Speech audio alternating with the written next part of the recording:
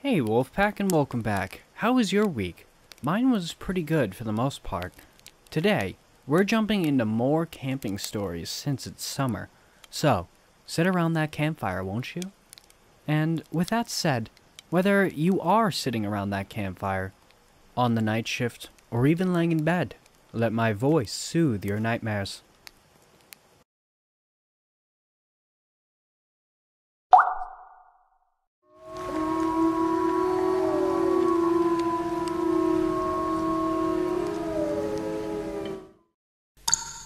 It was only a droplet of water, but it stung as it met the gash that wounded my right cheek. It was cold and damp. The only source of light I had was my dying cell phone that had no service. The metal bars keeping me contained were rusted. I thought I would be able to break them with enough force, but I just couldn't. I just made more noise. I held my breath as a screech echoed throughout the walls. "Hey Nick, why don't we go camping?" His voice was unusually happy. His mother had just passed away, so I figured I would be the one trying to lift his spirits. Maybe this was his way of coping? I couldn't know for sure. We had only known each other for a few months. I met him at the cemetery while bringing roses from my grandmother's grave. He introduced himself to me as Caleb. His mother's plot was right next to my grandmother's, and we ended up exchanging numbers after a brief bonding of mutual mourning. He was quite the odd fellow, but it's hard to judge somebody when they just went through something very traumatic. I figured he probably thought the same about me. I don't know, man. I'm still feeling like shit. I just got back to work and I still just lay in bed when I'm not busy. It's still hard, you know? I tried to say it nicely, but it came out kind of sharp. Yeah, I get that, but maybe getting away will help. Maybe this is what we both need. Sitting around and moping all day isn't gonna bring them back. They'd want us to live our lives. Don't you agree? He sounded even more chipper this time, almost too happy. It came off as sort of fake. He was right though. She wouldn't want me to keep eating ramen noodles and watching paid programs on TV. I loved the outdoors, and with his attitude, how could I have said no? Before I could even fully say yes, he started scrambling around my apartment and pulling out my old suitcase from the back closet. "I already have a place picked out. You're going to love it, Nick. I just know you will." He was smiling. It was insane to think that just a few months ago we were strangers, but to the average person, we probably came off as brothers. He really did know the places I like to go to, and where I planned on traveling to, so I could cross it off my bucket list. I sighed. I bet I will love it, but can you at least tell me where we're going, so I can at least pack accordingly? I said in a slightly sarcastic tone. "Don't worry about it, Nicky. I already have everything we need in my truck. Just grab some clothes for a few days and maybe some of those gross protein bars you love to eat so much." His voice was comical, and he even had a slight chuckle as he talked about my food choices. Also, I hated when he called me Nicky. "You already packed everything before you even asked me? That's kind of fucked, man. What if I didn't even want to go?" It came off as a joke when I said it, but I was honestly kind of pissed. "I knew you'd say yes. You would never say no to camping, so shut your stupid face, grab your shit and let's go." His voice trailed off as he left my apartment to head back to his truck. Groaning, I grabbed one of the suitcases he had drug out and threw some clean laundry into it. I didn't even bother to fold them. I grabbed my toothbrush and the other hygienic products and shoved them in the front pocket. This better be the best looking place I've ever seen, or I'm stealing his car and coming home, I thought to myself. After I finally finished throwing all of my belongings into my suitcase, I grabbed a few protein bars and my keys, locking the door on my way out. I could see him waving like a lunatic in his truck, gesturing me to hurry. I rolled my eyes and made my way over to his truck. I shoved my suitcase into the back seat and got in. Before I knew it, we were on the highway going 90 miles per hour and laughing over license plates. It was nice. Both of us nearing 30 years old and laughing like we were 18, going on our first adventure. It was nice to pretend, even if it was only for a while. I had fallen asleep without realizing it, and was awoken by a familiar voice. "Nick! Wake up! We're here! Nick? Nick! Wake the fuck up!" My eyes shot open, and I gave him a glare of anger. "Could you just shut up, man? I'm awake, Jesus Christ!" I said, agitated. I looked out of the window. We were surrounded by thick trees and rough ground. There was barely even a trail. "How'd you get the truck out here? It doesn't even look like a clown car could make it through this place," I asked. He smiled. "You ask too many questions, Nicky. Come on, let's set up the tents." His voice was reassuring, but I still felt a little put off. When we finally started setting up, all the hesitation I had dissipated. It was beautiful. I couldn't believe what I was seeing. Everything around us was green and lively. There were wildflowers growing, birds chirping, and I could hear a creak in the distance. He was right. I did love it. Nightfall came on quickly. After we had finally gotten everything set up and a fire started, it was already 11 p.m. I knew we had driven for about 12 hours, so it wasn't much of a surprise that most of our first day was spent getting everything put together. We sat around the fire and roasted some hot dogs. We kept going back and forth with stories from our deceased loved ones, laughing at memories that neither of us ever experienced together. Our friendship was short, and he often got on my nerves, but I really grew to like his edgy personality. He could get on my nerves quite a lot, but I was always glad I had met him. We decided to catch some sleep around 1 a.m. We said our goodnights and went into our tents. For a while, I just lied there thinking. I was thinking about my grandmother, this trip, what I'll feel after when I get home, the forest. My mind was racing, but I finally managed to fall asleep. I couldn't have been asleep for more than an hour when I first heard it. "Nick!" The voice was familiar, but it wasn't my friend. "Where are you, Nick? I can't see you!" The voice grew louder. "Come outside! I'm here! I want to see you again! Please, Nick, just come outside!" I thought I was dreaming, until I heard the voice for the third time. "Nick! Nick! Nick!" My eyes snapped open and darted around the tent. It sounded like my grandmother? I sat up and rubbed my eyes, exhausted and annoyed. I thought Caleb might have been playing a trick on me. It was definitely not out of his character to do something like this. I listened and listened. Nothing. I unzipped my tent, expecting to see Caleb laughing at my annoyance. To my surprise, I saw nothing. The forest was dark, like really dark. I pulled out a flashlight I had in the corner of my tent and turned it on. I flashed it in every direction, but there was nothing. Still thinking it was a prank, I flashed my light into Caleb's tent. He hated when light would hit his eyes as he was sleeping, and often wore an eye mask because of it. Upon flashing it into his tent, it appeared empty. No faint shadow of him lying there, as there usually would be, considering the sheerness of his tent. I hesitated, and then unzipped his tent. He was gone. "Caleb? Caleb, come on, man, this isn't funny. You know how fucking tired I am, Caleb? Caleb!" I was screaming. After my voice bounced throughout the forest and faded out, there was nothing but silence. I'd been in the woods for a good part of my life. I always went camping with my parents, and when I turned 18, I started backpacking around the East Coast. Needless to say, I knew my way around a forest, even one that was this dense. I had my phone with me even though I knew we would have no service. It was 3:30 a.m. I pondered my options for a few minutes, but was cut off by the same familiar voice that had awoken me from my slumber. "Over here, Nick!" It sounded too distant to make out if it was Caleb or not, but I thought, who the hell else could it be? "Caleb, is that you?" I screamed as loud as I could. "Over here, Nick!" The voice is louder, but coming from the opposite direction. No way he could have moved that fast. That's when I finally started to feel fear. I nearly dropped my flashlight as I turned to face the direction the voice echoed from for the second time. I started walking towards the last place I heard the voice from, but stopped when I heard it once more. "Over here, Nick!" This time, the voice was not any voice I recognized, and it sounded like it was only a few feet behind me. My fight or flight senses kicked in, and I started to run. I had no idea what direction I was running in, but I didn't care. Once I noticed there was no sound following me, I slowed down. I don't have a compass, was the first thought that came to my mind as I tried to catch my breath.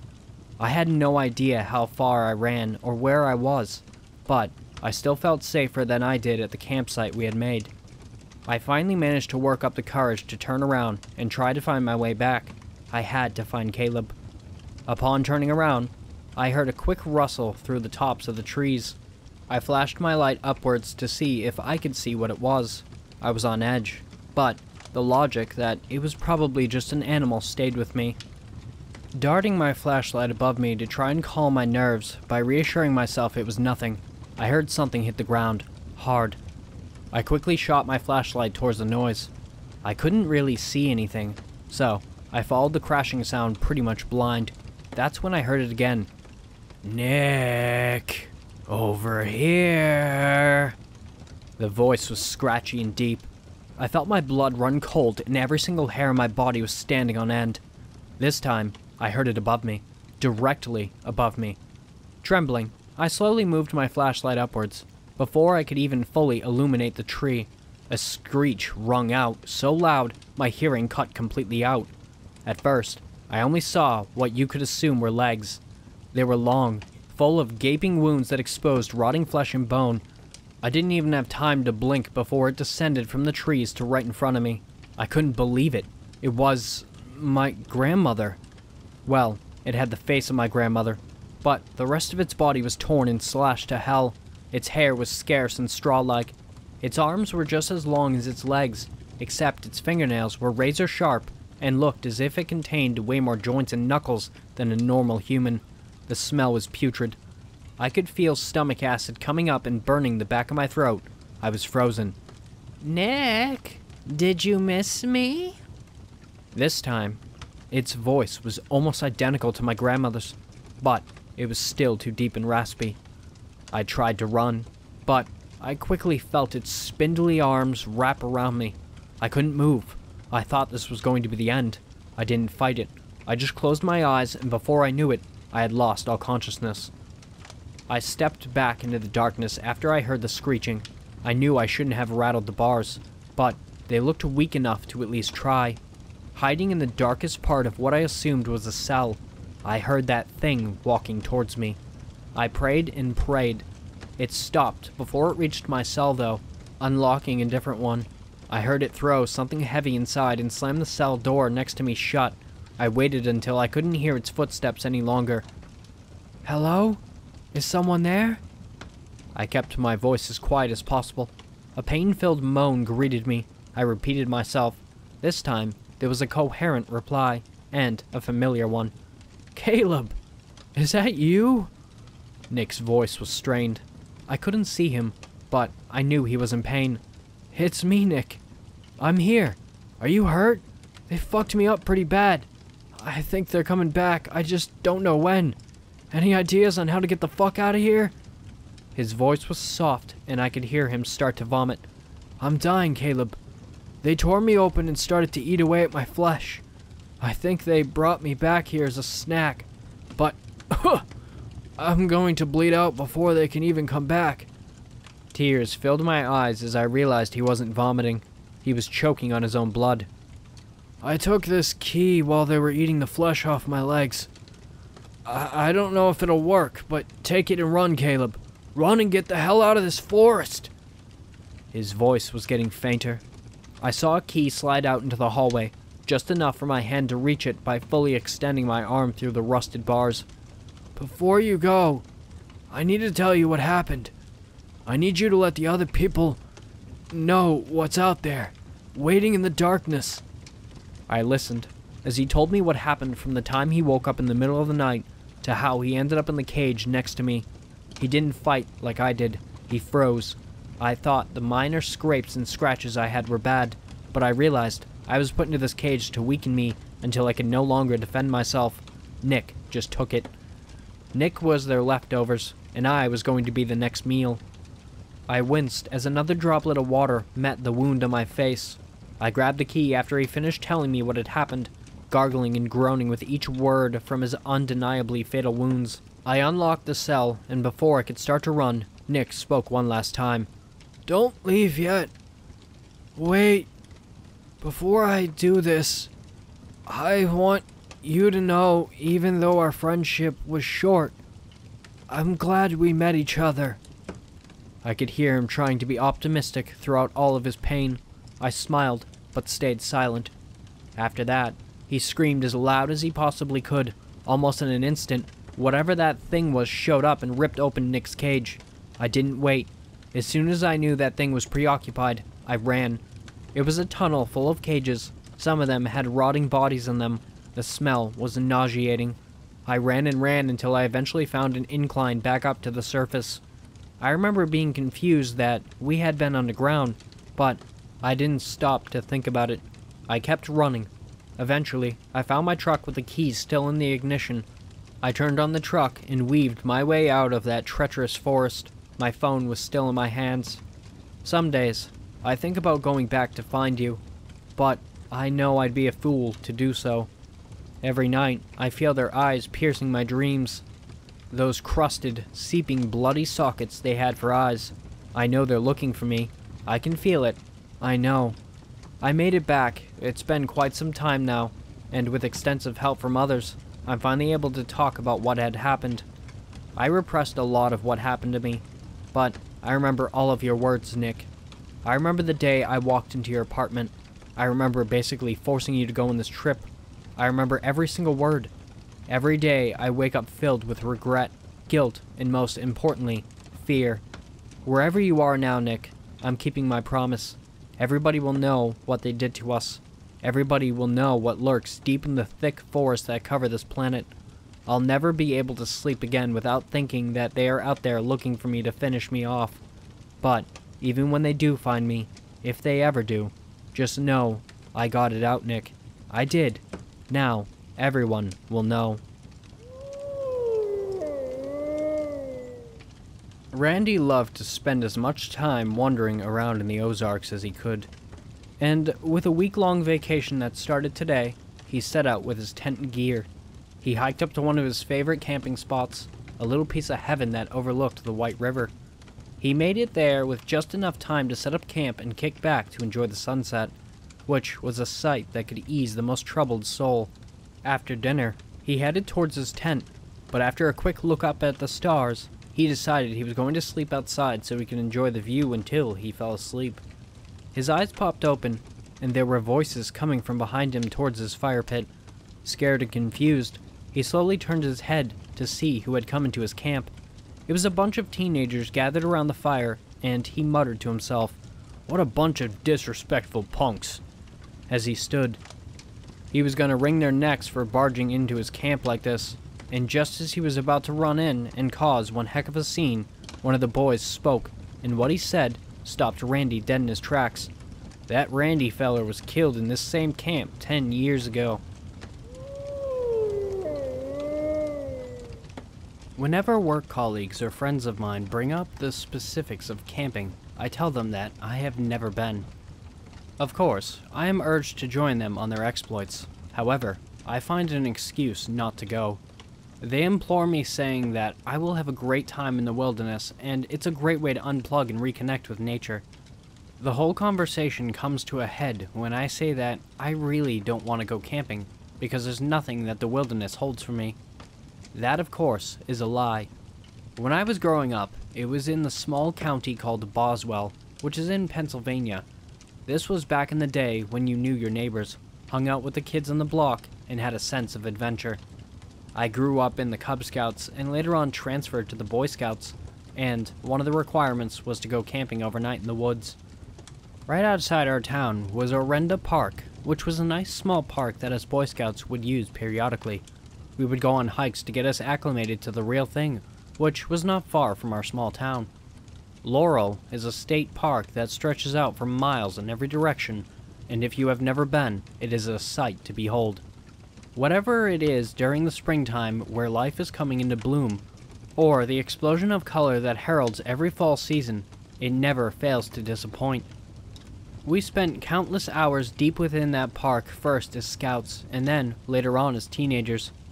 There were 4 of us, and one of us came up with a Fantastic Four from the comics as we mimicked our favorite superheroes. Johnny was the Human Torch, as he was always a hothead, ready to get into a fight for the dumbest reasons. Brian was Mr. Fantastic, as he was the brains of the outfit, and always came up with the good ideas, mostly to get us into trouble. Danny was the Thing, as he was our rock. Always someone that we could count on through thick and thin. That left me as Sue Storm, and we had something in common as we were both invisible. I can remember for the first time we met each other, and that was in Cub Scouts. We clicked immediately, as we all loved the same things like comic books and cartoons. And when we found out we had all lived relatively close to one another, we would spend every weekend together. We would ride our bikes around the neighborhood, go to the general store to see what comics came in, and just get into all sorts of adventures. We continued into the Scouts, all the way up into Boy Scouts, and all 4 made it that far. I can remember our first time going camping, and it was an amazing experience done right on the edge of summer. It was something out of the movies as we sat around a campfire, roasting marshmallows and telling scary stories to entertain one another. We all decided to quit Boy Scouts before starting our first year at North Star High School. The reasoning behind this was Brian thought if we weren't part of the Scouts, we wouldn't get picked on as much by the upperclassmen. That was a good idea in theory. However, in practice, it only worked for a week or 2 at best. After that, it was as if someone declared open season on us all and went after us like hunters after deer. We tried to stand together, however. They would just gang up on us and beat us collectively into the ground. One day, during lunch, Johnny heard an offhand comment from one of the seniors, and he just snapped. He grabbed his metal tray, flinging off his half-eaten lunch, hitting him hard in the stomach. As the senior doubled over in pain, he took the tray and hit him square in the face. The resounding clang echoed through the cafeteria as the senior fell flat on his back. Granted, Johnny got a week of suspension, but it was worth it. The seniors now knew we were off limits, and they made sure the rest of the class got the memo. The rumors about Johnny spread far and wide, and a lot of kids decided it was better not to mess with him. Oh, and the senior he hit, he had to go to the hospital because he broke his nose in 3 places with the tray. So, that first year of high school, we instituted a tradition to let off some steam. We would go camping during the first 3-day weekend of the school year. This was usually around Labor Day weekend, as the heat from summer was starting to dissipate into the cool fall season. Sometimes we would make reservations for some site in the campgrounds, and other times we just found a secluded spot way out from any trail. Those times were some of the fondest childhood memories, and I would not trade them for anything. We kept up the tradition until our last year as seniors at North Star, and our first outing was bittersweet. Have you ever been on vacation and you still have a few days to enjoy it, however, you're already thinking about going back to work? It was like that. We all sat around the campfire, and granted, this was the beginning of the school year, we all thought about not seeing each other as much anymore. Brian had gotten into MIT, as he wanted to pursue a degree in engineering. Johnny wanted to go into the Marines, and a recruiter got his hooks into him as he was going to basic after graduation. Danny was going to help out in the family business, and as for me, I had no idea what I was going to do. My parents wanted me to go to college, however, to study what? We all sat around the campfire roasting marshmallows as we talked about the usual bullshit that we had always talked about. Comic books and cartoons were replaced by cars, girls, and video games. During a lull in the conversation, I could feel all eyes were on me as I tended to my charred marshmallow. "Hey, are you alright?" Danny inquired. "Yeah, what's up with you?" Johnny asked. I shrugged my shoulders as I remarked that I really didn't know what I wanted to do with my life right now. "So, technically, you're still a kid," Brian quipped. I nodded, but then explained how everyone else had a plan, but I didn't.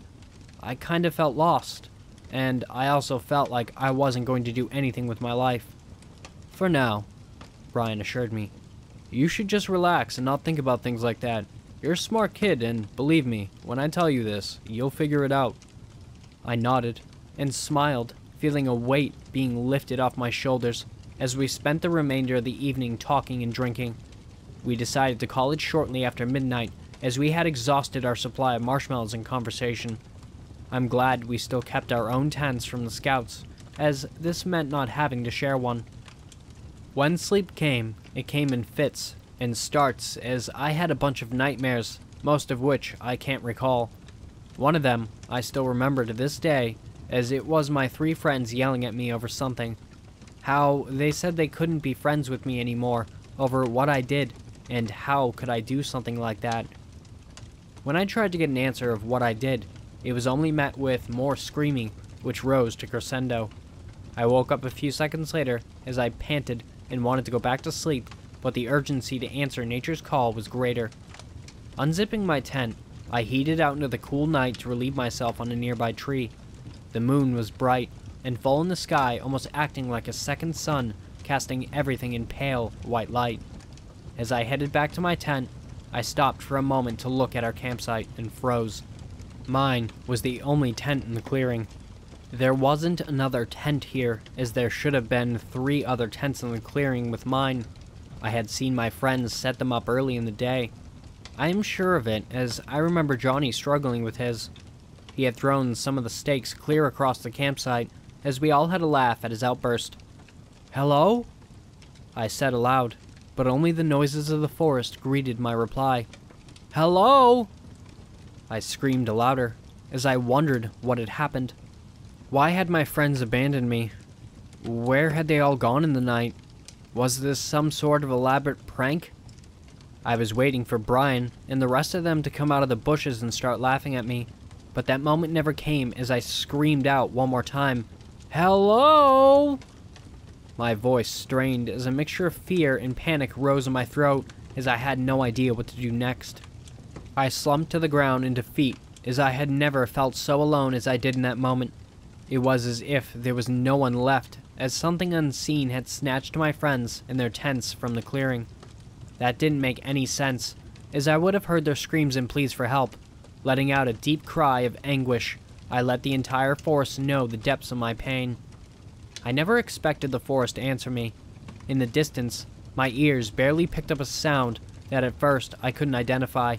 It could have been anything from a deer call to the sound of a passing airplane. I didn't have to wait long to hear that sound again, and when it reached my ears, a shiver went down my spine. It was the bark of a large dog. Now, I couldn't have pets when I was a kid, as my sister was deathly allergic to all kinds of pet dander, and most of the neighbors kept their pets either indoors or in their fenced-in backyards. All except for one, and he was a bitter old man that lived 2 blocks over from my house. Our neighbors used to complain about his dog, as this white mongrel used to prowl the neighborhood, terrorizing anyone that crossed its path. This dog would growl and snap its jaws at anyone that got too close. Animal control had been called more than once on the dog. However, it seemed to either elude their grasp or somehow miraculously appeared inside the owner's house. The barks and growls echoed off the trees that surrounded the clearing, making it impossible to find out where it was coming from. I looked around wildly, as I knew by the sound of this ravening beast I was going to be attacked. Turning around, I managed to see a 4-footed silhouette in the distance. Mustering up all of my strength, I took off in the other direction at top speed, dodging trees as I went. I only covered about 200 feet when I saw this dog in the distance much closer now. How could this be? I thought, as I knew I had ran in the opposite direction as I saw it just standing there. I had no time to think about this, as my body ran off in another direction, dodging trees and getting cut by some of the low-hanging branches. This time, I had only made it 100 feet or so, and I could see it in front of me much closer this time. I could see that it was a German Shepherd as it snarled at me, white teeth glistening in the moonlight. Ignoring all sense of logic, I took off in the other direction, dodging trees as I full-out sprinted to get away from this beast. I was only running for a half a minute when I saw the shadowy outline that was much closer as the moon illuminated this thing in front of me. I froze. My mind tried and failed to comprehend the creature that I saw in front of me. In the shadows, I thought it was a typical German Shepherd. However, up close this abomination was anything but a normal dog. Half of its face was worn down to the bone, as I could see an empty eye socket along with an exposed jaw full of sharp teeth. The other eye was a blood red and seemed to bore into me with its gaze. Its pelt was a mishmash of exposed bone, tendon, and even fur matted with mud, dirt, and of course, blood. All four paws of the creature seemed to be intact as it moved with the grace of an apex predator. It growled low in its throat at me as it barked once, loudly, as if it was a challenge, as if to say, "Why are you here on my land?" Every bit of me screamed that I should run, but I knew with the creature standing so close, I would not stand a chance. My muscles locked up as I just stood there listening to a growl coming from this thing that seemed to shake my very ground. Before I could react, I felt myself being knocked backwards as it was on top of me in the blink of an eye. My breath caught in my chest as I was winded as I looked up and saw this creature's decayed face close to mine. The scent of rotten decay came off in this abomination in waves of revulsion that was enough to make me gag. Turning my head sideways to offer some protection, I managed to croak out the only two words that came to mind. Nice doggy? 1,000 thoughts raced through my mind as I braced for the inevitable. However, as I finally mustered up the courage to look up, I saw the dog sitting on my chest. It looked at me with its head cocked to one side as if to acknowledge what I had just said. I didn't even blink this time, as the dog was off my chest and sitting a few feet away from me. Slowly, I sat up looking at it as it sat there looking at me with the same expectant look. Rising to my feet shakily, I never broke eye contact with the creature. As I stood up, it didn't move. Looking around me, I could see that there were a few small branches that had been knocked loose from the nearby trees. Part of me did not want to move. However, the dog sensed I was nervous and started to pant. That gave me the courage to bend down and pick up a good-sized stick as I held it out defensively in front of me. Here, boy. Want this? It let out a low woof as it sprawled into a typical let's play stance, waiting for me to throw the stick. I reared back as I flung the stick as hard as I could as it sailed through the air as the dog turned around and started to chase it. This thing took 3 or 4 steps and then blinked out of sight, only to reappear a few seconds later in front of me with a stick in its muzzle. I was completely dumbfounded as the dog dropped it at my feet with a grin that seemed to say, "Did I do good?" This went on for like an hour or so as we played fetch, tug of war with branches, and he chased me, and I him. I always wondered what it would be like to own a dog, and now I knew I was no longer afraid of this beast. As the first rays of sun started to filter through the scary canopy, the dog stopped in the middle of the clearing, ears perked up as if hearing a call from far off as its tail started to wag. It took a step forward and then looked back at me and barked once as if to say thanks. The dog sprinted forward and this time was running instead of blinking out of existence. As it hit the sunlight, it started to change back into a normal dog. The fur coat looked brushed and immaculate as all traces of decay and rot were wiped clean. I then looked to see where it was running to, and there was a small, shadowy shape that was waving at the dog. As I saw the dog meet the small shape, they both walked off, fading into the morning light. I wiped my eyes and tried to get my bearings as I headed due west. I knew I would either hit the parking lot or a main road where I could flag someone down and get some help. Not even 10 minutes later, I heard my friends calling my name as I rushed out of the woods into the parking lot. They all looked at me dumbfounded, and then started questioning me at once. "Where the hell did you go?" Johnny roared. "We were gonna go get the cops." "Or at least the ranger," Brian interjected. "What the heck has gotten into you, man?" Danny came up to me and asked if I was okay, as I shook my head and looked as if I was going to cry. Why did you guys leave me?" was the only thing I could say. They looked at each other perplexed. "Dude, we didn't go anywhere. We woke up this morning and found your tent empty. We figured you had gone to take a whiz and got lost coming back." Johnny smirked as he tossed a bag into the back of the car. "Yeah, I even packed your stupid tent and sleeping bag." This made no sense, as I knew I had woken up in a deserted clearing. However, if I told them what happened, they wouldn't believe me. Or worse, they would probably have me committed, So, I made up a story saying that I must have walked in my sleep and I woke up in an unfamiliar clearing. I never went camping again after this. We only had the opportunity to go twice more during the school year. However, it seemed that fate would intervene. The first time we couldn't go as Brian had gotten sick and our last outing was cancelled because Johnny was grounded. The rest of the year passed in a blur as we studied for finals and then preparing to go our separate ways.